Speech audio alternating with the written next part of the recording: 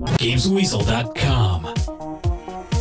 Review. On the back of the box it says Chrono Trigger is hailed as one of the greatest games ever, so there's an incentive to play and review a game if ever there was one. Never released before in Europe, this is yet another RPG from Square's archive that they brought onto the DS, complete with touchscreen support for navigating through the menus, actions and spells in combat. There's also a very useful map on the touchscreen to help you navigate around the game world. You begin the game as a young man named Chrono. Of course, you can change his name to your own or whatever you like, and soon you're wandering about, exploring what looks like the usual RPG village, complete with markets, stalls, and people to talk to. Soon though, you happen upon an experiment put together by your friend Luca, akin to the movie The Fly, where a teleportation device moves people from one end of the room to the other. Unfortunately, when your princess friend decides to have a go, she gets sucked into a wormhole and ends up somewhere else in time. Women, eh? Of course, you go after her and end up going on an adventure through time to put things right and stop the end of the world. Think of it as a bit like the current series of Lost as you pop around throughout your land's history. When travelling about, you can have 3 people in your party, including yourself. Your main attack is with a sword, there's a frog that's also handy with a sharp weapon, a robot you meet along the way, and Luca, and your princess friend who both have long-range attacks. There's also a number of other characters to meet and put in your party, and a number of spells they can cast, and they can link up together and perform powerful combo attacks on enemies once their gauges are all filled up. You can even hit more than one enemy at a time depending on how close they're standing to each other. The great thing about the combat is just how quick it is. There's no lengthy Final Fantasy style announcement of it, and there are no random encounters. You can see enemies on the screen and sometimes only have to fight them if you bump into them. Now if you're someone who isn't a great fan of JRPGs, this one is definitely worth a look as it does break the convention of what you'd typically expect from one. There's no complicated upgrade system and no lengthy dialogue scenes where you have to flick through pages and pages of exposition. In its place, you can equip items and armour to make your team more powerful, and simple conversations push the story along and explain what's going on and what needs to be done. There's also a great soundtrack and some neat anime cutscenes to really polish off what is a great role-playing experience. The game's also got replay value as there are 14 endings to get depending on the choices you make as you travel through time. Cause and effect is shown well here as you directly see how your actions in the past affect what happens in the future.